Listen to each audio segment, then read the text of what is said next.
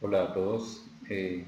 Esta guía es sobre el movimiento circular uniforme, que es la que estamos trabajando esta semana.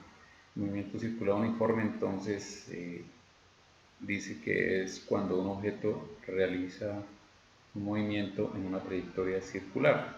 Si además este movimiento es constante, es decir, que no cambia su velocidad, pues se llama movimiento circular uniforme.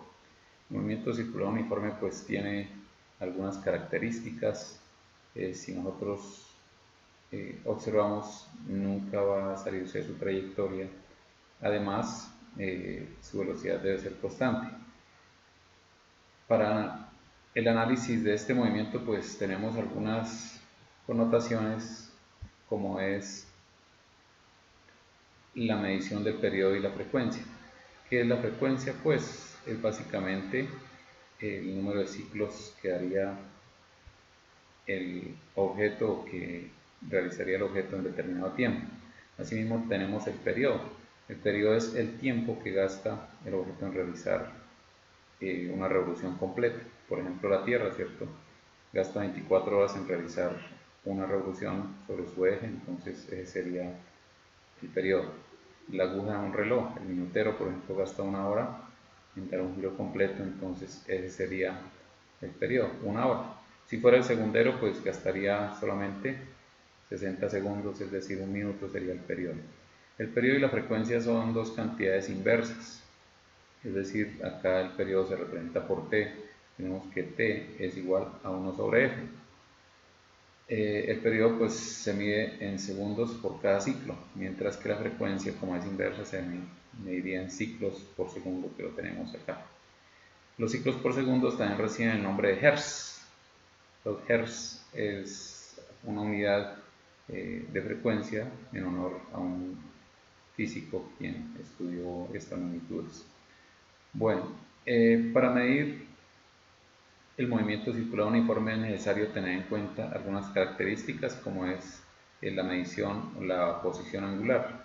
La posición angular pues es donde definimos en qué ubicación se encuentra eh, el vector o el punto, en este caso por ejemplo el punto P, en qué posición se encuentra en determinado momento, ¿cierto? Para poder nosotros determinar su velocidad angular, su velocidad tangencial, etc. Esa posición pues se mide según el ángulo que abarque, pero ese ángulo pues es necesario medirlo en una unidad muy conocida, que es el radián. ¿Por qué no medimos en grados? Pues generalmente las medidas de los ángulos nos las dan en grados, pero sucede que cuando vamos a medir el movimiento es diferente. Por ejemplo, si tengo una circunferencia pequeña a una circunferencia grande, ¿cierto?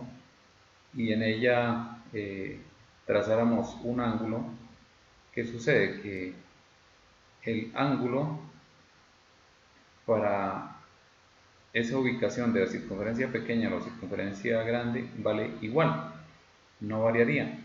Pero como nosotros vamos es a medir básicamente la longitud, es decir, este arco recorrido por el objeto, es muy diferente la longitud de una circunferencia pequeña a una circunferencia grande. Entonces para eso utilizamos el radián. Recordemos que el radián es el ángulo formado cuando nosotros tomamos el radio de una circunferencia, marquemos acá como R mayúscula, y lo extendemos sobre la línea circunferencial. Cuando yo tomo ese radio y lo extiendo sobre la circunferencia, entonces genero un arco o un ángulo que recibe el nombre de radián. Ese radián pues observemos de que va a variar si la circunferencia es pequeña o es grande. Por lo tanto, esa medida sí nos relaciona al tamaño de la circunferencia, y por eso es el valor o la unidad que usamos para poder hacer nuestros cálculos. Bueno, de hecho hay una conversión entre radián y grados, porque es importante debido a que nosotros los ángulos siempre los medimos en grados. Entonces un radián equivale a 57.3 grados. Asimismo podemos convertir los grados a radianes, que eso ya se ha visto en trigonometría. Bueno, pero ¿qué es la posición angular? La posición angular es cuando nosotros hacemos girar el objeto y él va definiendo una serie de ángulos en la circunferencia, ¿cierto? Esos ángulos pues está dado de 0 a 360 grados, pero como les digo, para los cálculos necesitamos llevarlo a radianes. Cuando nosotros tenemos entonces una determinada posición del objeto que realizó un movimiento, pues se nos genera un ángulo. Ese ángulo, que generalmente lo denominamos θ, ese ángulo θ, si yo lo divido entre el tiempo que gasta en recorrerlo, entonces voy a obtener una magnitud que recibe el nombre de velocidad angular, ¿cierto? La velocidad angular entonces es el ángulo recorrido, o este que llamamos acá delta θ, sobre delta de tiempo. Esa velocidad angular debe estar en radianes por segundo para poder realizar nuestros cálculos. Entonces se representa por W y se da en radianes por segundo. Como generalmente la velocidad angular una medida muy conocida, por ejemplo en los motores eléctricos, son las RPM, significa revoluciones por minuto. Es necesario esa velocidad convertirla a radianes por segundo para poder hacer cálculos de tiempo o cálculos de velocidad. También podemos de pronto calcular el radio, ¿cierto? Nos dicen el radio de una rueda volante, qué velocidad angular llevará si gastó tanto tiempo en realizar una revolución. Bueno, ahí en la guía entonces tenemos un ejemplo de cómo se convierte una velocidad angular dada en revoluciones por minuto a radianes por segundo. Es muy sencillo, entonces decimos que una revolución, pues una revolución equivale a 2 pi radianes. Entonces, por la regla de los factores, simplemente ponemos el factor para poder cancelar revolución con revolución abajo, minutos abajo con minutos arriba, y nos queda en radianes sobre segundo.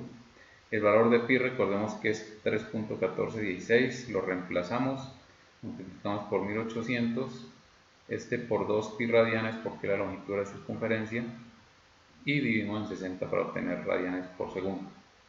Bueno, eso sería entonces para definir lo que es la velocidad angular. Hay otra connotación muy importante que es la velocidad tangencial, es otra característica del movimiento, porque además de la velocidad angular, es decir, que cuando el objeto está girando, digamos, realizando un giro, pues va cambiando el tamaño del ángulo y gastará un tiempo en hacerlo, y de ahí definimos la velocidad angular. Pero además de eso tenemos otro valor importante, que es la velocidad tangencial. ¿Qué es la velocidad tangencial? Pues cuando el objeto gira, aquí podemos observar que en la punta aparece un vector representado por v, y es la velocidad tangencial. Esa velocidad tangencial, observemos cómo cambia de dirección. ¿Por qué cambia de dirección? Porque es que la velocidad es siempre tangente a la circunferencia, por eso se llama tangencial. Acá podemos iniciar el giro, vemos que siempre va tangente a la circunferencia y va apuntando según hacia donde esté ubicado el punto. Acá, por ejemplo, observemos, está apuntando hacia la izquierda, y a medida que gira ya apunta hacia abajo, etc. Esa velocidad tangencial pues tiene unas componentes. Esas componentes entonces podemos observarlas de que están en el eje X y en el eje Y, que aparecen componente en eje X y en eje Y. Esas componentes van variando a medida que el objeto gira, ¿cierto? Observemos cómo se vuelve más grande o se vuelve más pequeña a medida que gira. Por ejemplo, acá tenemos la velocidad en X, que es más pequeña que la velocidad en Y. Luego aquí cambia, ya velocidad Y pasa a ser más pequeña que velocidad en X. Ese cambio de velocidad, recordemos que cuando hay cambio de velocidad significa que hay una aceleración. Entonces, esa aceleración nosotros llamamos aceleración centrípeta. Por ahí la habíamos visto en la guía, que esa aceleración centrípeta siempre está dirigida hacia el centro de hacia el centro del radio de giro. Aquí vamos a llamarla aceleración centrípeta. Bueno, esa aceleración entonces recordemos que es debido al cambio de velocidad tangencial. Por acá en la guía entonces nos decía que la velocidad tangencial es igual a W por R. Recordemos que W es velocidad angular y R viene a ser el radio de la circunferencia. Depende del radio de la circunferencia, pues esa velocidad tangencial va a ser más grande o más pequeña. Por eso es importante tener en cuenta el radio. Bueno, ya con eso entonces tenemos unas formulitas para poder hacer unos cálculos muy importantes en problemas de velocidad. W también está dado como 2pi por la frecuencia, es otra fórmula que también aparece ahí, es muy útil. Cuando nos dan la frecuencia, pues simplemente la pasamos a radianes por segundo. La frecuencia según como nos la den, pues podemos calcular la velocidad angular dada en radianes por segundo. Y si esa frecuencia está dada en revoluciones por minuto, pues simplemente hacemos la conversión para poder tener las unidades adecuadas. Bueno, acá tenemos un ejemplo, entonces una bicicleta de 80 centímetros de radio, la rueda, ¿cierto? La rueda de la bicicleta, que gira 200 revoluciones por minuto. Calcular su velocidad angular, radianes por segundo, su velocidad lineal de la llanta, es decir, es la velocidad tangencial que ya vimos, y la frecuencia. Entonces, como tenemos la velocidad angular aquí está en revoluciones por minuto, pues hicimos la conversión, ¿cierto? Decimos 200 revoluciones por minuto por un minuto que tiene 60 segundos por 2 pi radianes, que es una vuelta, ¿cierto? Que vale una revolución. Y eso es igual, entonces cancelamos revoluciones con revoluciones, minutos con minutos, y nos queda 200 por 2 pi radianes sobre 60 segundos. Este 2pi, entonces recordemos que acá dice se convierte en 3.1416, multiplicamos por 200, dividido por 60 y nos da 20.94 radianes por segundo. Esta viene a ser la velocidad angular, que es el primer punto que nos piden. En la parte B dice cuál es la velocidad lineal de la llanta, y la velocidad tangencial. Como ya tenemos la angular, entonces acá tenemos esta formulita, simplemente aplicamos esta fórmula, velocidad tangencial igual a W por R. Como ya tenemos la velocidad angular, entonces decimos velocidad tangencial es 20.94 radianes sobre segundo por 0.8 metros. Recordemos que el radio siempre lo debemos dar en metros para que la velocidad tangencial nos quede en metros por segundo. Bueno, después nos dice que calcule el periodo. El periodo se puede obtener a partir de la fórmula de la velocidad angular, que dice que W es igual a 2pi sobre t. Entonces simplemente despejamos t, pasamos W a dividir y decimos que es igual a 2pi sobre W. Luego sería 2pi con pi igual a 3.1416 dividido entre W, que nos dio 20.94, y obtenemos 0.3 segundos. Bueno, ese sería entonces un ejemplo sencillo para poder aplicar lo que es velocidad angular, velocidad tangencial, periodo y frecuencia. Bueno, acá tenemos otro ejemplo entonces en el cual nos dice que una rueda tarda 20 segundos en recorrer 500 metros, su radio es de 0.70 centímetros, y nos dicen qué vueltas dará en esos 500 metros y las revoluciones por minuto que gira la rueda. Bueno, este problema pues tiene dos formas de hacerlo. La primera forma es muy sencilla, simplemente decimos que la longitud de la circunferencia, recordemos que es 2pi por el radio, en este caso el radio nos lo dan que son 70 centímetros, lo pasamos a metros, sería 0.7 metros, y multiplicamos por 2pi, sería 2 por 3.1416 por 0.7 que es el radio, y eso nos da 4.39 metros. Ahora sabemos que en una vuelta pues recorre 4.39 metros. Como son 500 metros, simplemente dividimos en el recorrido de esa vuelta y sacamos que daría 113.68 vueltas para realizar ese recorrido.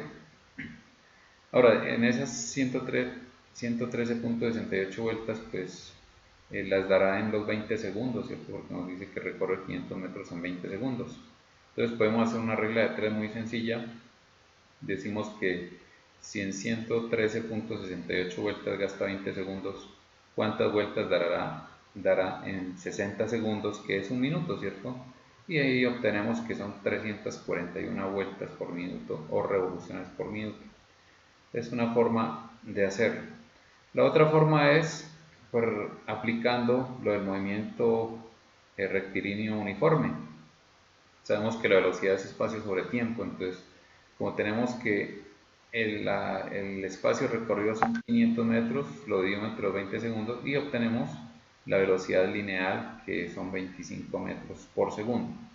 Con esta velocidad lineal entonces aplicamos la formulita que vimos, que velocidad tangencial es igual a W por R. Esa velocidad tangencial es la misma lineal, entonces podemos de ahí despejar W expresando el radio en metros. Entonces decimos que W será igual a la velocidad tangencial dividida entre el radio, o sea 25 metros sobre segundo dividido en 0.7, y obtenemos 35.71 radianes por segundo, que viene a ser la velocidad angular. Ahora, si convertimos esa velocidad angular en revoluciones por minuto, es decir, hacemos el proceso inverso al que tuvimos en el primer ejemplo, entonces ponemos que 60 segundos equivale a un minuto y que una revolución equivale a 2 pi radianes, y obtenemos que nos da 341 revoluciones por minuto, que fue la misma cantidad que obtuvimos en la primera forma de realizar el problema. Bueno, eso entonces otro ejemplo ilustrativo para lo que son los cálculos de velocidad angular, de velocidad tangencial y radial. Ahora vamos a hablar de otro fenómeno importante que ocurre, que es la aceleración centrípeta. ¿Qué es la aceleración centrípeta? Pues ya les había explicado que debido al cambio de velocidad tangencial que tiene el objeto, digamos, en su movimiento, debido a esos cambios de velocidad, pues se nos genera una aceleración. Esa aceleración, llamada aceleración centrípeta, apunta siempre hacia el centro, digamos, del objeto, o mejor del radio de giro. Entonces, la aceleración siempre va a existir en el movimiento circular uniforme y debemos determinar cuánto es su valor. Acá podemos observar en esta gráfica, entonces ahí aparece esa pequeñita, esa es la aceleración. Siempre va a estar apuntando hacia el centro de la circunferencia, sin importar hacia dónde vaya el giro. Observemos que ahí en la gráfica nunca cambia, siempre apunta hacia el centro de la circunferencia, y esa aceleración es debida a el cambio de la velocidad tangencial. Bueno, entonces por acá en la guía veíamos cómo se calcula esa aceleración centrípeta. Vemos que es la velocidad, en este caso es velocidad tangencial, faltó ahí la t, sobre el radio. Pero también, traduciendo la velocidad tangencial, recordemos que aquí está la fórmula de velocidad tangencial, era W por R, ¿cierto? Acá está W por R, entonces si nosotros reemplazamos nos va a quedar W al cuadrado por R, la aceleración centrípeta.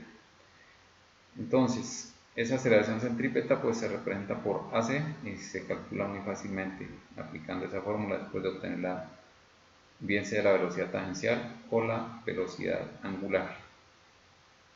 Bueno, si el objeto no girara a velocidad constante, como vimos al principio, si nosotros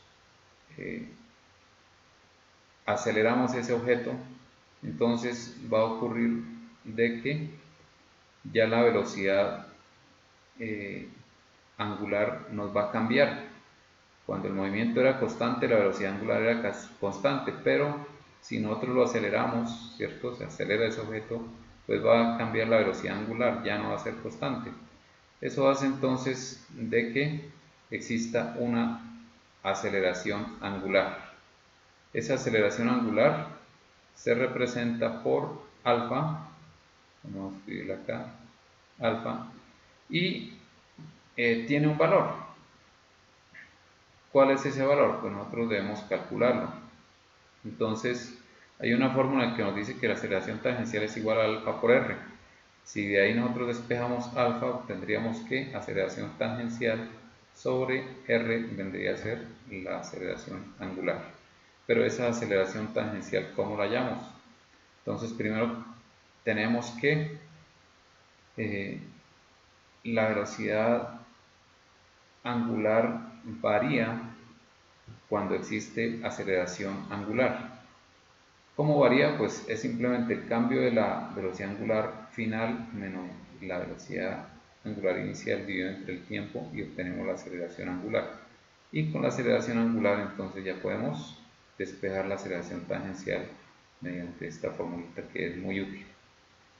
Bueno, en otro video entonces vamos a ver algún ejercicio explicativo sobre esta parte que es también muy importante.